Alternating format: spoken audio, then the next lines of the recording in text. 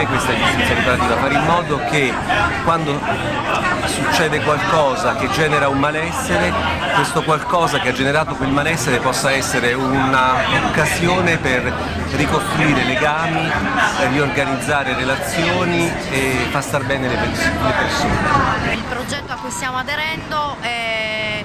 il tentativo di sperimentare una comunità riparativa dove ogni parte ha pari ruolo in un unico cerchio, cioè dove ogni componente di questa comunità può essere utile ai componenti dell'altra comunità e può essere un interlocutore valido per creare poi dei percorsi e degli interventi. Parlare di riparazione in termini sociali, come appunto proviamo a fare con questa esperienza del progetto di Patrizia Patrizzi, serve proprio a questo, a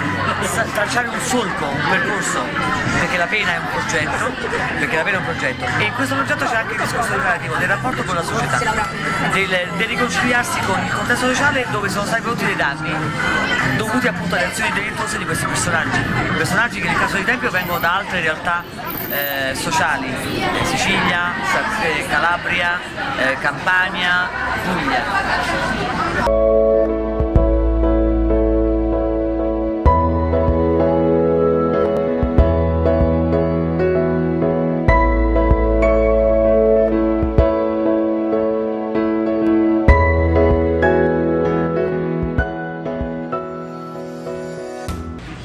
Durante il Peace Circle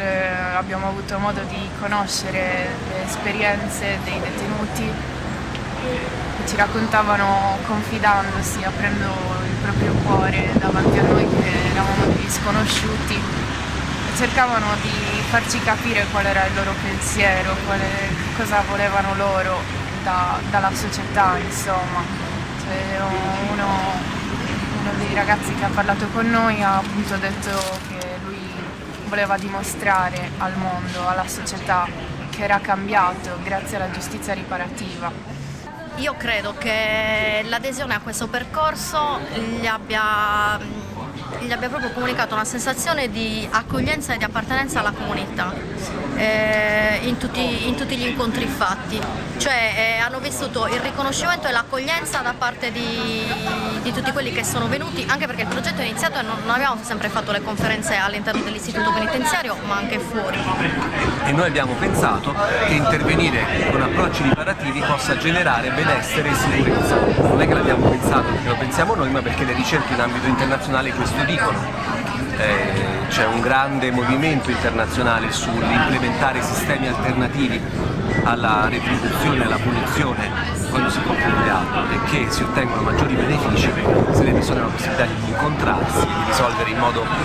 riparativo, relazionale il conflitto generato.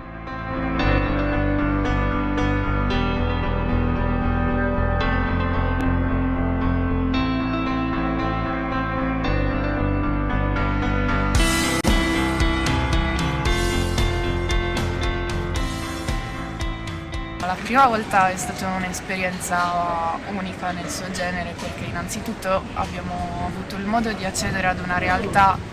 completamente diversa dalla nostra. C'è questa barriera, cioè, se tu non entri e vedi e parli come abbiamo fatto noi, rimarrà il pregiudizio. Quando tu te lo ritrovi fuori un detenuto ti rimane quel pregiudizio perché non hai visto la realtà in cui vivono e quello che fanno, quindi è molto utile per quello, condividere esperienze molto forti, pensieri, stati d'animo, ti dimentichi di tutti i pregiudizi e capisci che stai parlando con una persona che ha sbagliato, che ha avuto un passato difficile ma che vuole dimostrare il cambiamento, perché lui ci ha detto la società vuole che io cambi, ma io come faccio a mostrargli il cambiamento se non mi danno la possibilità di interagire con gli altri, di conoscere persone e di darmi da fare anche col lavoro. Erano abituati a un tipo di carcere diverso molti perché sono stati trasferiti qui e qui dicono il paradiso in confronto a quello che c'è da altre parti. Sì. Quindi fa bene a noi e fa bene a loro e fa bene a tutti.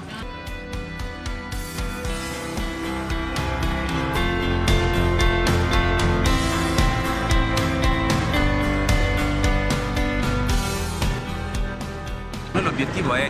costruire cultura e quindi quando Antonio, il proprietario del bar del Caffè Italia, ci ha proposto questa idea non ci sembrava vero. Finalmente la comunità si sta avvicinando a noi e sta creando quel movimento culturale che significa generare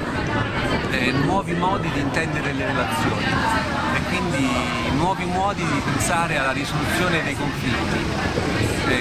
come dire, lo stare bene insieme, anche parlandone durante un aperitivo, bevendo un bicchiere di vino, a volte ci consente anche di parlare in modo rilassato e di star bene insieme e di sperimentare, parlando di temi molto delicati, a volte anche dolorosi, ma con una prospettiva diversa, quella del costruire relazioni, del condividere con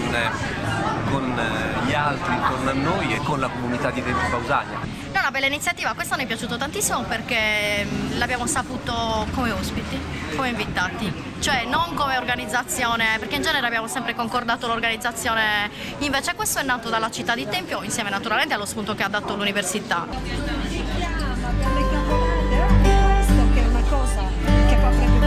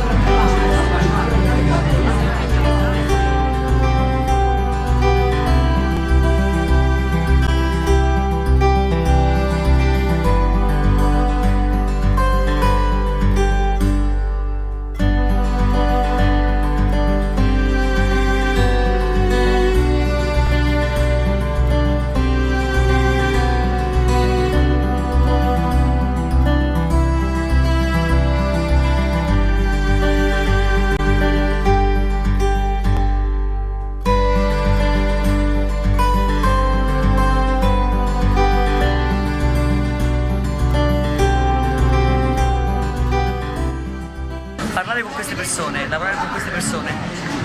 prospettare a loro la possibilità che c'è una seconda via, una via diversa, alternativa, è molto importante. E la giustizia riparativa, la conferenza riparativa ci aiuta in questo.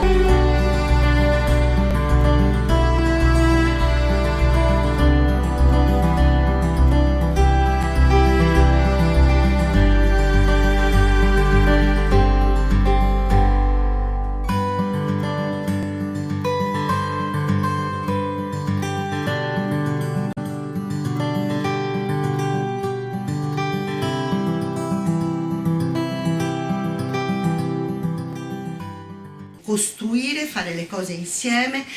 costruire insieme un senso di gestione pacifica dei conflitti, di risposte a danni che possono essere i danni causati da un reato, possono essere i danni causati da un altro tipo di trasgressione,